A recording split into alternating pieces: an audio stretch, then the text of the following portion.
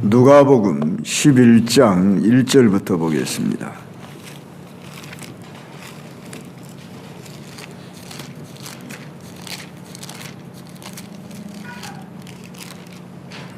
한 절 13절까지 교독합니다. 예수께서 한 곳에서 기도하시고 마치심에 제자 중 하나가 여짜오되 주여, 요한이 자기 제자들에게 기도를 가르친 것과 같이 우리에게도 가르쳐 주옵소서.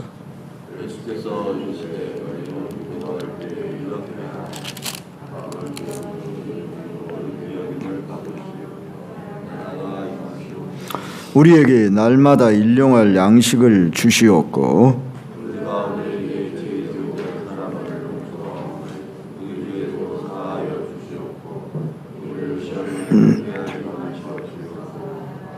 또 이르시되 너희 중에 누가 벗이 있는데 밤중에 그에게 가서 말하기를 벗이여 떡 3덩이를 내게 구워달라.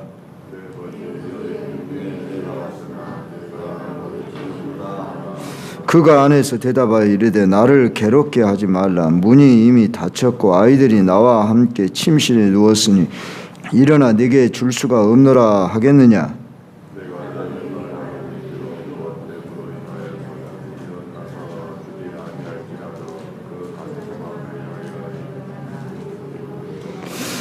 내가 또 너희에게 이르노니 구하라 그러면 너희에게 주실 것이요 찾으라 그러면 찾아낼 것이요 문을 두드리라 그러면 너희에게 열릴 것이니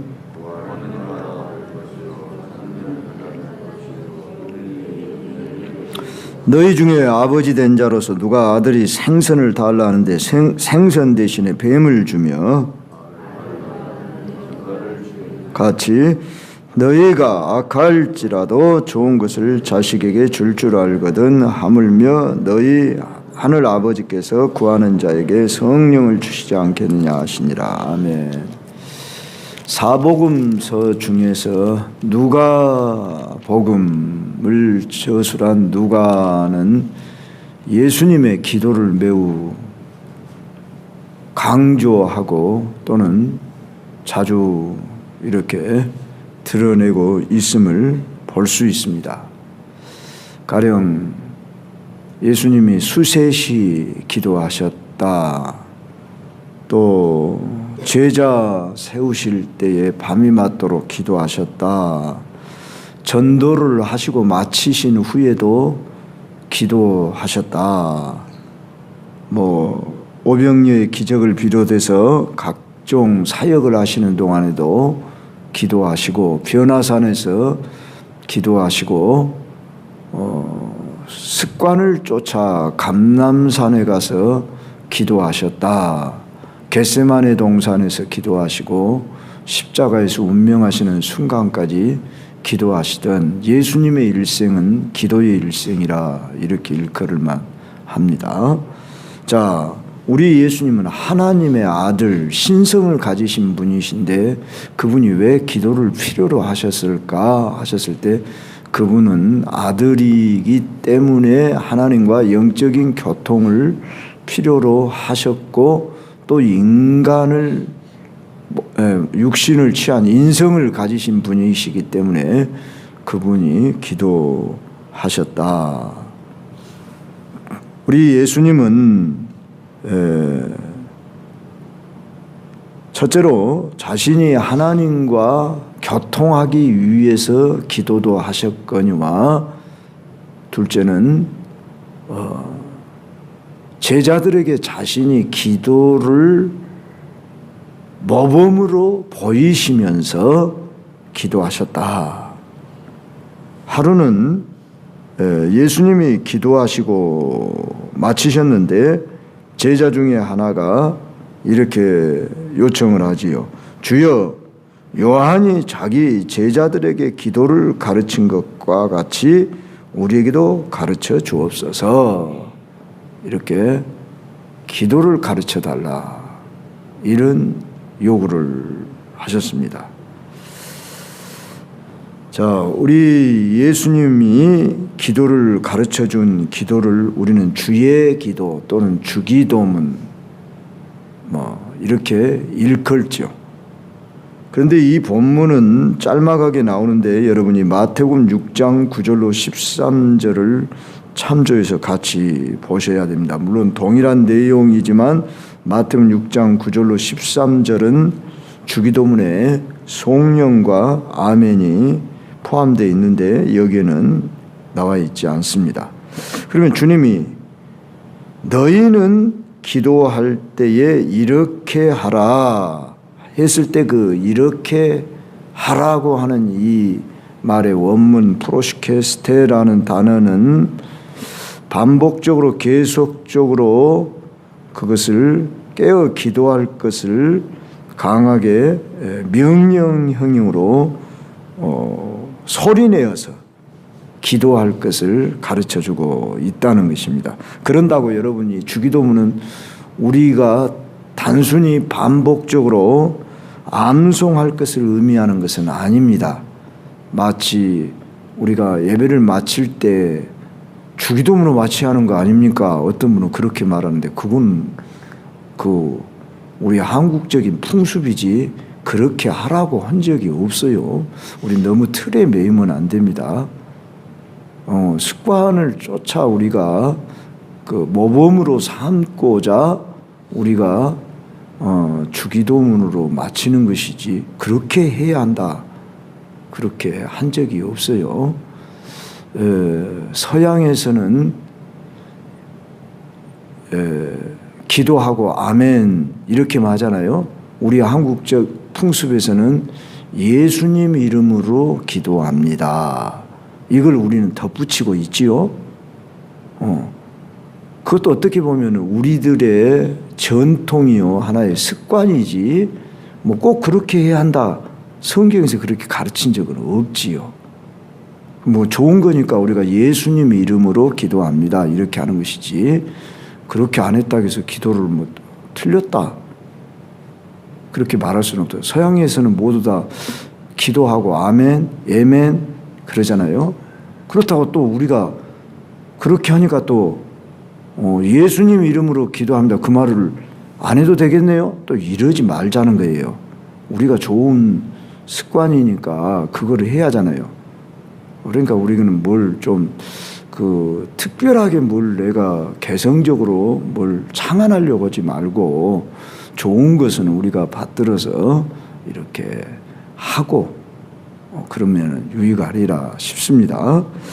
자, 우리 예수님이 기도를 가르친 것은 기도의 정신과 의미를 되새겨서 그것을 기도를 이렇게 할 수 있도록 그 기도의 내용을 우리에게 이렇게 하라고 하는 것을 모범으로 가르치신 겁니다. 그 점을 잘 이해하시면서 그러면 이 주기도문의 내용에 몇 가지 어떤 내용이 있느냐 여기다 제가 어떻게 기도할 것인가 그리고 5가지를 써놨지요. 첫째, 하나님께 찬양과 경외심의 표현으로 기도하고 두 번째로 하나님 나라의 지상에서의 확산을 위해서 세 번째로 일용할 양식의 공급을 위해서 네 번째 사제 5번째 시험에서의 승리 이런 내용이라는 것입니다. 그럼 구체적으로 하나씩 살펴봅시다. 우리 주님의 그 가르친 기도 아버지여 이름이 거룩이 여김을 받으시오며 자 마태복음 6장 9절이 조금 더 우리가 자세하게 나왔으니까 그걸 함께 참조해서 한번 마태복음 6장 9절로 넘겨서 한번 보면서 같이 봅시다. 산상수훈 속에서 우리 예수님이 말씀하셨지 않습니까?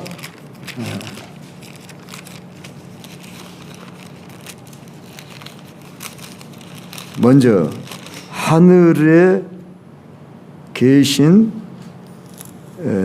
6장 9절 우리 아버지여 이렇게 기도의 대상을 하늘에 계신 우리 아버지여 이렇게 표현했다고요. 원문에는 하늘들에 계신 우리 아버지여 아버지여 했을 때 이 아버지 바테르란 단어는 아람어의 아빠, 가장 그 뭐랄까요, 애칭인 단어를 쓰고 있다는 겁니다. 그러니까 유대인들은 여호와여, 감히 여호와 야훼라는 단어를 쓰지 못하고 엘로힘 또는 이제 주여라는 단어는 그 구약 히브리어를 헬라어로 아도나이 해서 주여 이렇게 그렇게 부른 겁니다. 감히 여호와 야훼라는 이름을 부를 수가 없어서 그들은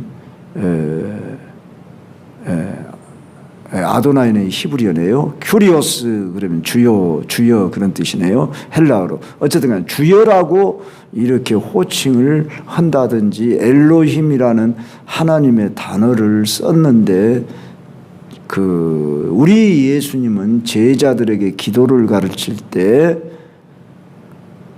우리들의 아버지여 이렇게 기도하라고 했다고요.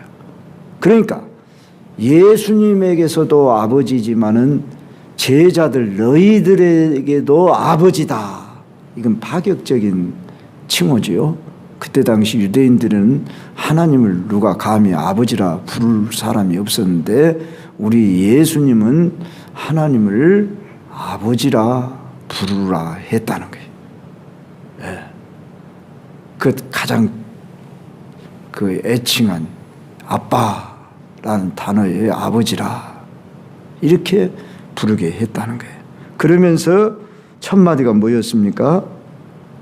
이름이 거룩이 여김을 받으시오며 나라가 임하시오며 할 때 여기 이름이 할 때는 당신의 이름이 그러니까 2인칭을 써서 당신의 이름이 거룩이 여김을 이름은 뭡니까? 그분의 존재요 속성을 의미하지요.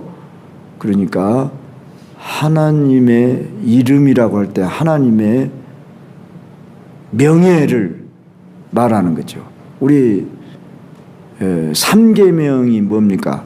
하나님 이름을 망령되이 일컫지 말라 하는 그 말씀처럼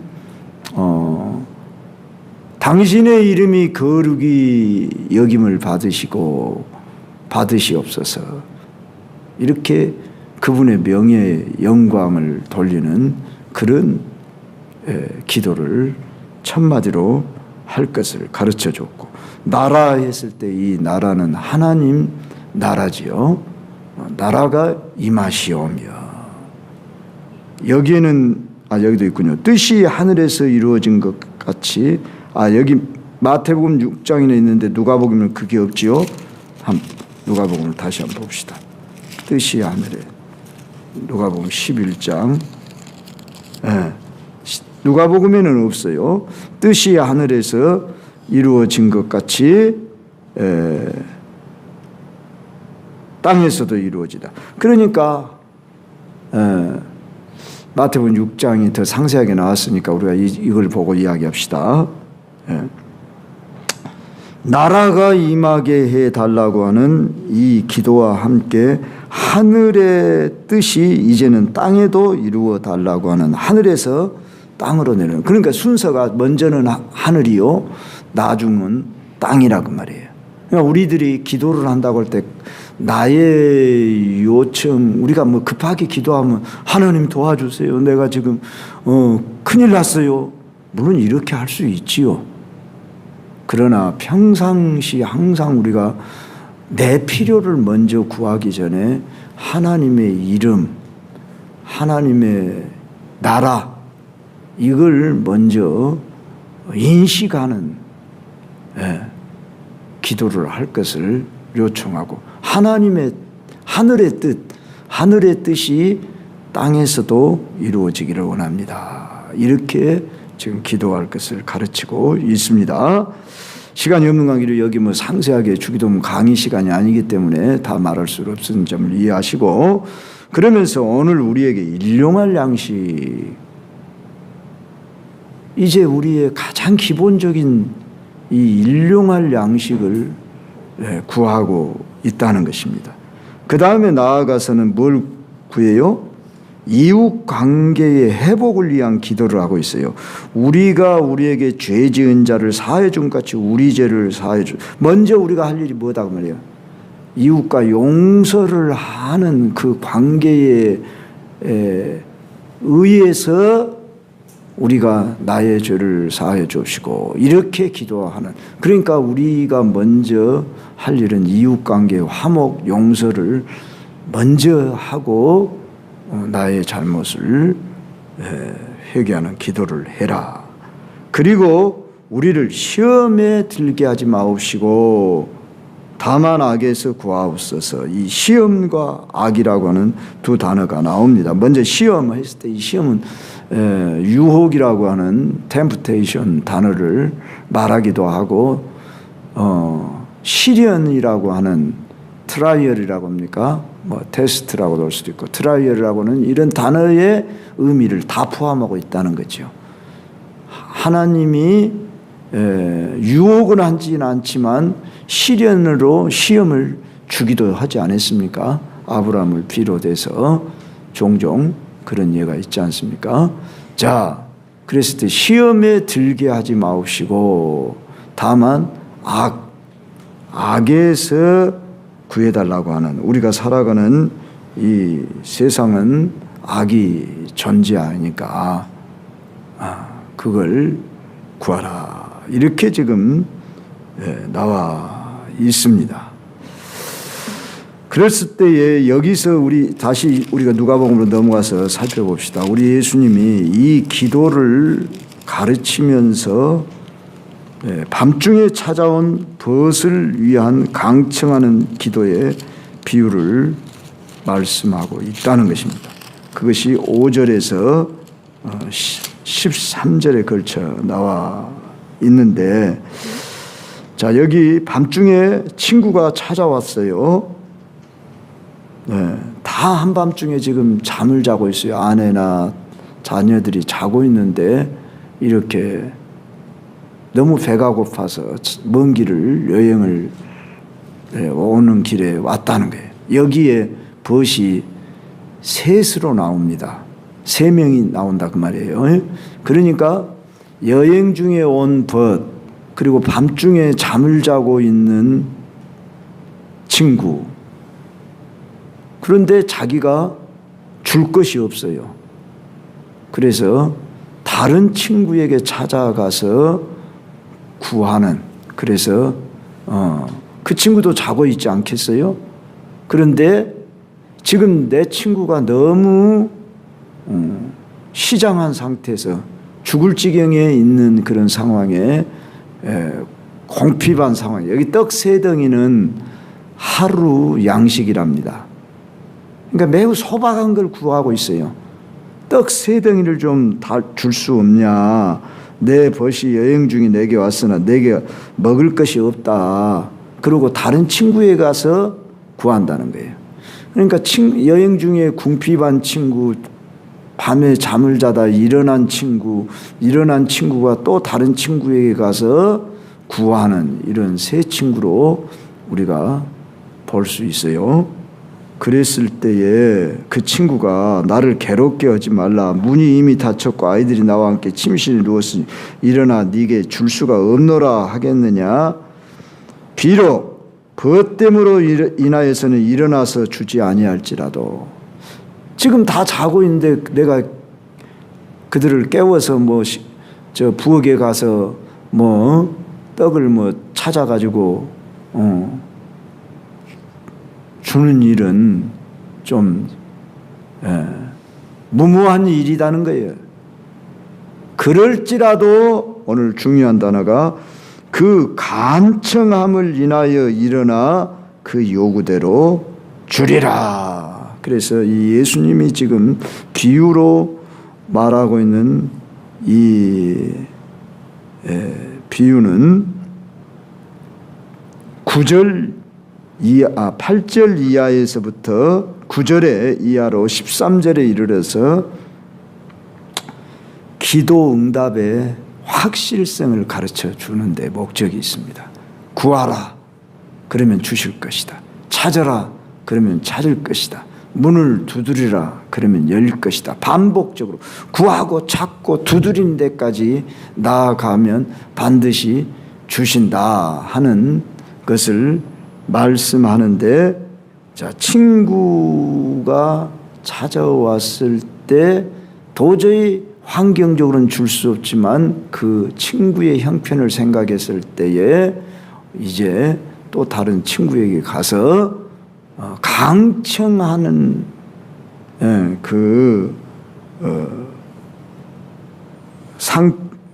강청하는 요구를 들어주지 않을 수 있겠냐, 그 친구가. 그러면서 우리는 오늘 이 본문을 어디하고 연결시켜서 여러분이 보셔야 하냐면 누가복음 18장 1절로 8절을 꼭 참조하시길 바랍니다. 그 무슨 이야기냐면은 불의한 재판관이 있는데 과부가 억울해요. 그래서 내 아들의 이 사정을 들어주라 그러면서 그냥 늘 가서 시끄럽게 하는 거예요. 불의한 재판관은 뇌물이 있어야 하는데 과부는 돈이 없어요. 그런데 할 일은 가서 막 시끄럽게 하면서 막 내 억울한 사정을 들어달라고 밤낮 부르짖는 그 원한을 풀어주지 않겠느냐, 저희에게 오래 참으시겠냐. 누가복음 18장 7절 말씀을 우리가 함께 살피면서 이 예수님이 우리에게 가르치고자 하는 것은 끈질긴 인내심을 가지고 기도하면 반드시 응답받는다 하는 걸 가르쳐요. NIV 성경을 보면은 뻔뻔하게 boldness라는 단어를 쓰고 있어요. 그 정도로까지. 지금 밤중에 지금 다 옷을 벗고 자고 있는데 자기 필요 떡새덩이 먹고자 그렇게 구한다고 하는 것이 얼마나 예의에 벗어난 일이겠냐. 그러나 너무 시장한 상태로 와 있는 그 뻔뻔한 그 상태로라도 오면은 들어줄 수밖에 없지 않겠냐. 하늘에 하물며 하늘에 계신 너희 아버지께서 구하는 자에게 마태복음에서는 좋은 것을 주시지 않겠냐. 아버지와 아들과의 관계 속에서 뭐라고 하지요? 아들이 생선을 달라는데 뱀을 줄 수 있겠냐, 알을 달라는데 정갈을 줄 수 있겠냐. 그럼 서로 대조하면서 말씀하시고 구하는 자에게 좋은 것을 누가는 성령이라고 말하고 있다는 것입니다. 이 지상에서 최고 좋은 선물이 성령이라는 하나님의 영을 너희에게 주시겠다. 하나님의 하늘의 선물을 주시겠다. 은사를 포함한 성령을 주시겠다. 주시지 않겠냐. 이렇게 말씀했다는 겁니다. 우리는 기도를 배워야 합니다. 우리 예수님께서 이렇게 기도하라고 기도를 가르쳤는데 이건 주기도문을 계속 암송하라는 것이 아니고 주기도문의 그 뜻의 의미를 알아서 너희는 이렇게 기도를 하고 어떤 기도의 내용뿐만 아니라 기도에 담겨있는 그 정신 성격을 말하면서 밤중에 온 그 친구의 예를 들어서 그 강청하는 기도를 하라고 하시면서 구하라 그러면 주실 것이요, 찾으라 문을 두드리라 반복하며 가르치는 이 기도를 우리가 모범 삼아서 정말로 나는 어떻게 기도하고 있는가. 참 우리가 평생 기도하며 살 건데 이 기도는 영적인 대화입니다. 심지어 영적인 호흡이라고 그러죠. 대화 정도가 아니라 호흡이라고 우리는 알고 있어요. 기도가 호흡하지 않고 살 수 없듯이. 그렇기 때문에 그런데 모범의 기도를 우리에게 예수님이 가르쳤기 때문에 우리가 이 기도를 항상 염두에 두고 나의 기도는 예수님이 가르친 그 기도의 정신을 따라 기도하고 있는가, 이걸 한 번씩 되물어 보면서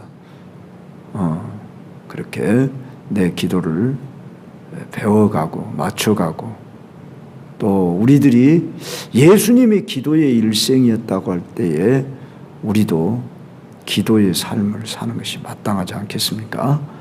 이제 누가복음에 나타난 기도를 조금 더 몇 시간 살펴보기로 하고, 오늘 또 우리가 기도하러 나왔습니다.